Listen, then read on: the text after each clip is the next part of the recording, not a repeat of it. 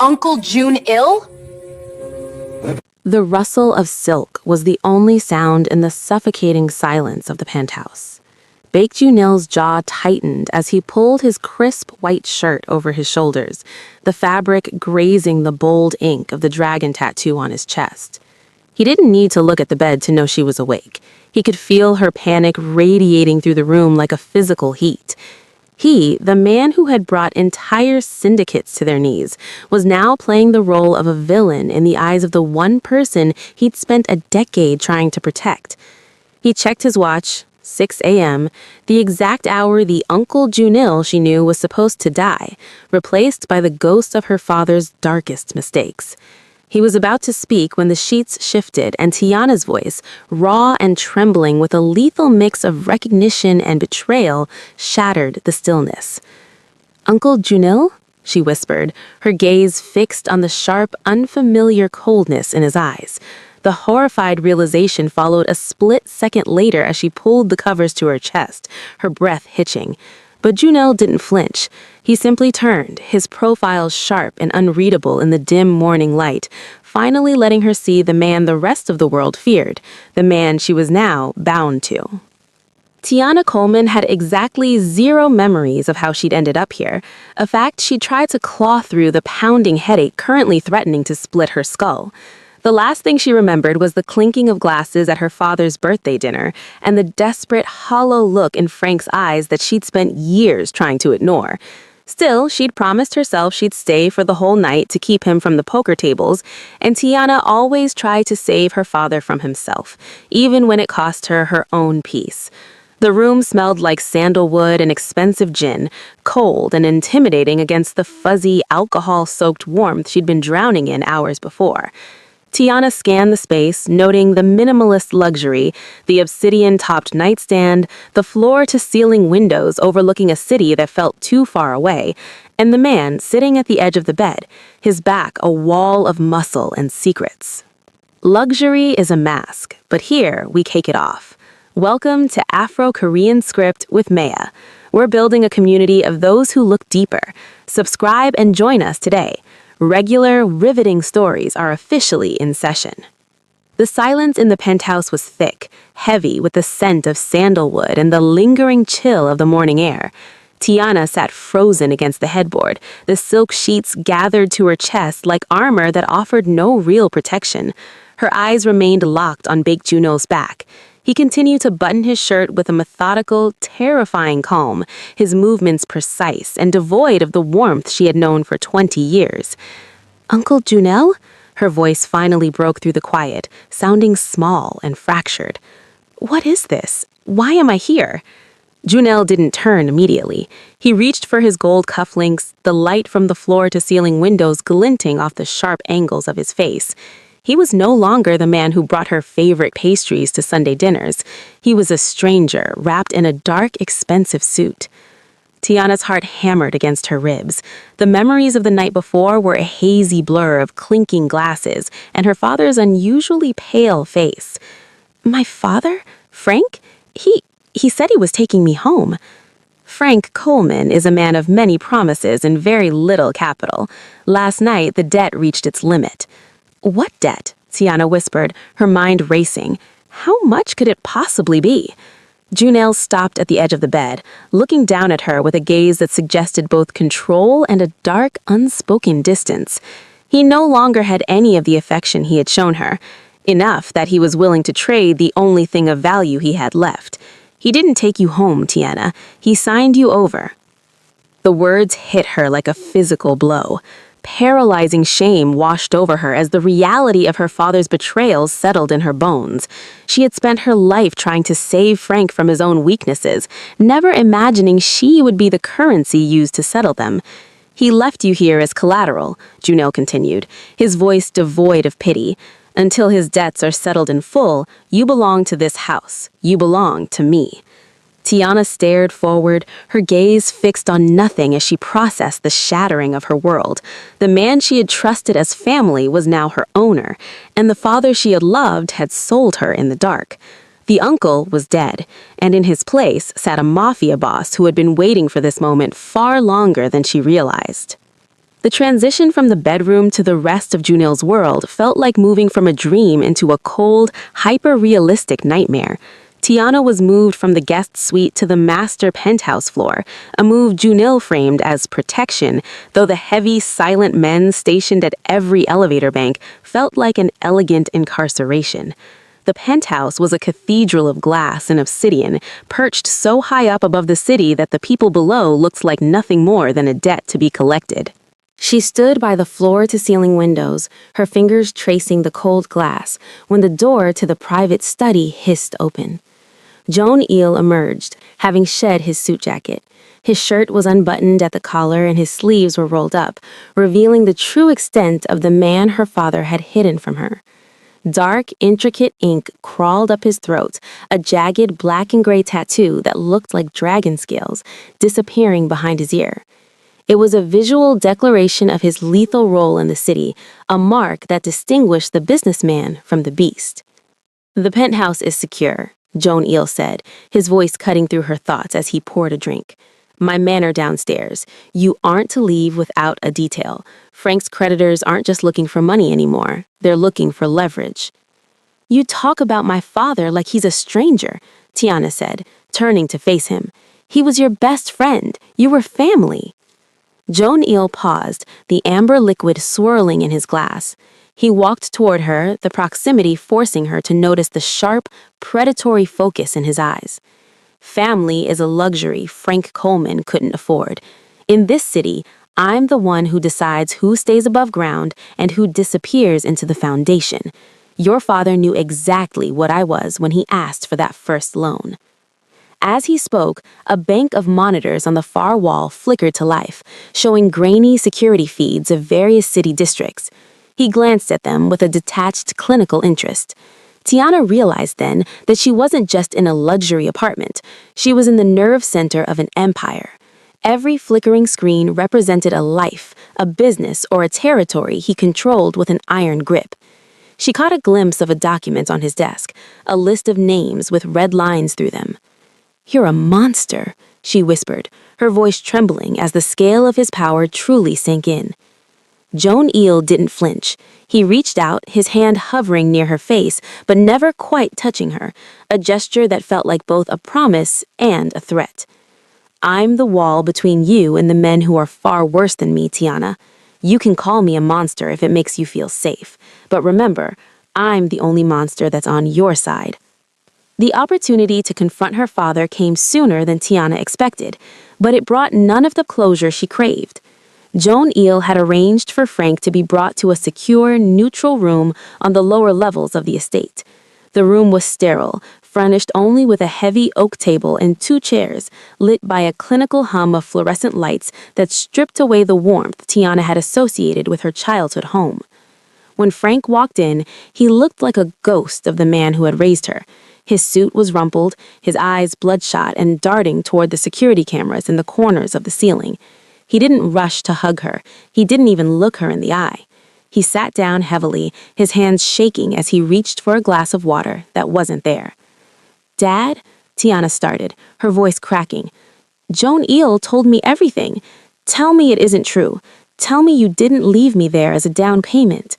Frank finally looked up, but there was no fatherly comfort in his gaze, only a raw, naked terror. "You don't understand, Tiana.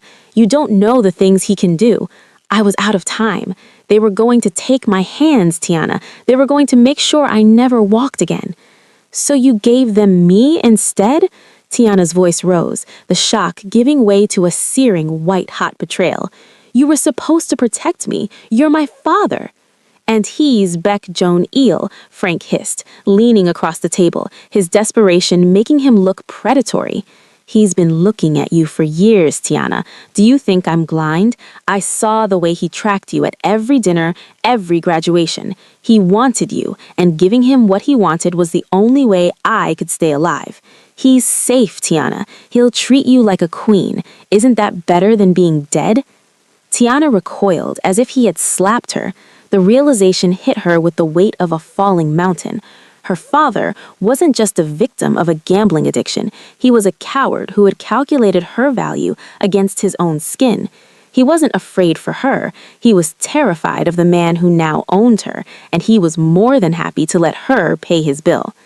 "You're not even going to try to get me out, are you?" Tiana whispered. Frank looked away, his silence more deafening than any scream.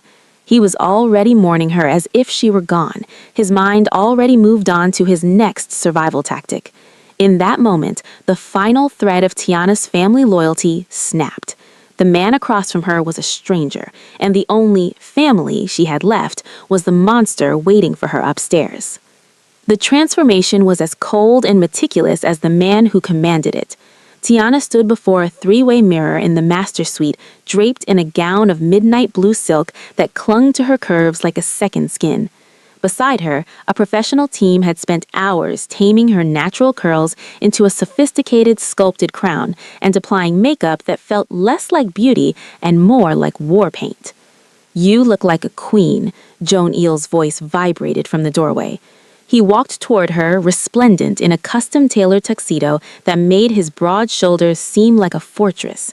As he drew closer, the sharp scent of his cologne, sandalwood and something metallic, filled her senses. He reached out, his fingers steady as he fastened a diamond choker around her neck. The stones were cold against her throat, a glittering leash that marked her as his. "Tonight is not about enjoyment, Tiana," Joan Eel whispered into her ear, his breath a warm contrast to his words. "My rivals are looking for a crack in my foundation. They expect me to be distracted by you. They expect you to be weak. You are the partner of the head of the Beck Syndicate tonight. Act like it." The gala was held in a subterranean ballroom beneath a five-star hotel, a gilded cavern filled with the city's most dangerous men and the women who survived them. As they entered, the room fell into a practiced, respectful silence that felt like the air before a storm. Tiana felt 1,000 eyes on her, calculating her worth, searching for fear, and measuring the depth of Joan Eel's obsession. Joan Eel didn't lead her through the room. He paraded her. His hand remained firmly at the small of her back, a possessive anchor that warned anyone against stepping too close. Tiana kept her chin high, her gaze fixed forward just as he had instructed, but she could feel the hidden enemies in the shadows. Men with hard eyes whispered behind crystal tumblers, their gazes lingering a second too long on her exposed shoulders. "Smile, Tiana," Joan Eel murmured as they approached a group of elder bosses. "Show them that you are exactly where you belong." She forced her lips into a hollow, beautiful curve, the mask finally sliding into place. She realized then that she wasn't just playing a part for his enemies, she was playing a part for herself. If she was to survive this gilded cage, she couldn't be the victim her father had sold. She had to become the woman Joan Eel claimed she was. As the evening wore on, the fear that had paralyzed her in the bedroom began to harden into a cold, diamond-sharp resolve. She wasn't just his collateral anymore. She was becoming his most dangerous asset. The transition from the ballroom to the valet parking was supposed to be the easiest part of the night, but the air outside felt too thin, too quiet. Joan Eel's hand was still a heavy, possessive weight at the small of Tiana's back when the first shot rang out. The sharp crack of a high-caliber rifle shattered the windshield of the approaching SUV, and the world dissolved into a chaotic blur of screaming metal and shouting men. Joan Eel didn't panic. He reacted. With a strength that felt like a physical shock, he shoved Tiana toward the stone pillar of the hotel portico, his body a living shield between her and the street. "Stay down," he roared, his voice a lethal command that cut through the ringing in her ears. He reached into his tuxedo jacket, pulling a sleek, dark handgun with a practiced fluidity that made her stomach turn. A second shot grazed the stone inches above his head, showering them in granite dust. Tiana watched in horror as a dark crimson stain began to bloom across the shoulder of his crisp white shirt. He had been hit. He didn't flinch. His focus remained entirely on the shadows across the street, his breathing steady and terrifyingly controlled. But as he stepped forward to return fire, his foot slipped on the slick, rain-dampened marble, and he stumbled. In that split second, Tiana saw the glint of a barrel in a second-story window directly across from them. Jonelle was exposed. The Reaper was vulnerable. Adrenaline, sharp and metallic, flooded her system. Before she could talk herself out of it, before the paralyzing fear of her father's world could stop her, she lunged. She didn't have a weapon, but she had the weight of her own desperation. She grabbed the heavy metal valet podium and shoved it with every ounce of strength she possessed, the heavy box skidding across the marble to wedge between Jonelle and the line of fire. The bullet slammed into the metal with a deafening clang, just as Tiana draped herself over Jonelle's wounded shoulder, forcing him back into the safety of the alcove. For a heartbeat, they were pressed together, her silk gowns soaking up the warmth of his blood, their pulses thundering in a jagged, synchronized rhythm. Jonelle looked at her, his dark eyes wide with a shock that quickly hardened into something deeper, something ancient. He reached up with his uninjured hand, his fingers stained red as he gripped the back of her neck. "You should have stayed down," he hissed, but his voice lacked its usual edge. "I'm not collateral anymore," Tiana breathed, her gaze locked on his. The sirens began to wail in the distance as his security team finally neutralized the threat, but in the shadow of the portico, the world was silent. They were bonded now, not by a debt or a father's betrayal, but by the shared heat of a life saved. The uncle was gone, the boss was bleeding, and Tiana realized she was no longer just a guest in his world. She was a survivor of it. The adrenaline from the attack hadn't faded, it had simply curdled into a heavy, suffocating heat that filled the master suite. Jonelle sat on the edge of the bed, the same place Tiana had found him that first morning, but now his white shirt was discarded and a medic had long since finished stitching the jagged wound on his shoulder. Tiana stood before him, still in her blood-stained gown, holding a basin of warm water and a cloth. She moved to dab a stray crimson smear from his collarbone, her timbers trembling. As she touched him, Jonelle's hand shot out, catching her wrist. He didn't pull away, but he didn't let go either. The air in the room became electric, the uncle persona she had clung to finally dissolving into the shadows of the penthouse. "You should be terrified of me, Tiana," he rasped, his voice dropping to a predatory octave. "After what you saw tonight, what I did to those men, you should be running." "I stopped being afraid of you when I realized my father was the one I should have feared." "Why did you do it, Jonelle? Why did you take his debt? You're the most powerful man in this city. You could have erased Frank's markers with a single phone call." Jonelle pulled her closer, forcing her to stand between his knees. The dragon ink on his neck seemed to pulse in the dim light. "Because if I erased the debt, he would have kept you," he confessed, the honesty sounding like a physical wound. "I've spent 10 years sitting at your dinner table, playing the loyal friend, watching you grow into a woman I knew I could never have unless Frank failed." Tiana's breath hitched. "You wanted him to fail?" "I waited for it," Jonelle admitted, his grip on her wrist softening as his thumb traced the delicate skin of her inner arm. "I watched as he gambled away his house, his cars, his pride. I watched and I waited because I knew eventually he would run out of things to lose, and I wanted to be the one standing there to catch the only thing he had left that mattered." He looked up at her, the mask of the stoic MAFIA boss shattered to reveal a raw, obsessive hunger. "I didn't buy you to settle a debt, Tiana. I orchestrated the debt so I could finally claim you. I'm not your uncle. I never was." The tension that had been building for years finally snapped. Tiana didn't pull back. Instead, she leaned into his space, her hand moving from his collarbone to the back of his neck, her fingers tangling in his dark hair. The forbidden nature of it, the history, the power, the blood, only served to fuel the fire. When he finally pulled her down into a kiss, it wasn't a question, it was an arrival. The debt was settled, the lie was over, and the cage had finally turned into a kingdom. The sanctuary of the Kent house was shattered not by a bullet, but by the cold weight of a betrayal from within. Jun-il stood in the center of his glass-walled office, his expression a mask of glacial stone as his second-in-command, Kenji, stepped through the double doors. Behind Kenji stood 4 of the syndicate's highest-ranking lieutenants, their faces devoid of the deference they had shown for years.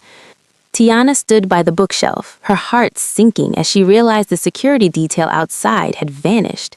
This wasn't an outside hit, it was a harvest. "You've become distracted, Jun-il," Kenji said, his voice echoing with a dangerous newfound confidence. He didn't look at the monitors or the maps, his eyes were fixed on Tiana. "The organization is whispering. They say the Reaper has been tamed by a gambler's daughter. They say you're spending more on silk gowns and security for a civilian than you are on the harbor expansion." Jun-il didn't reach for his weapon. He simply laced his fingers behind his back, the dragon ink on his neck seeming to darken as his pulse slowed to a predatory rhythm. "My personal life is not a matter for the board, Kenji. Be careful where you step." "It becomes our matter when your personal life makes us look weak," Kenji spat, stepping into Jun-il's space.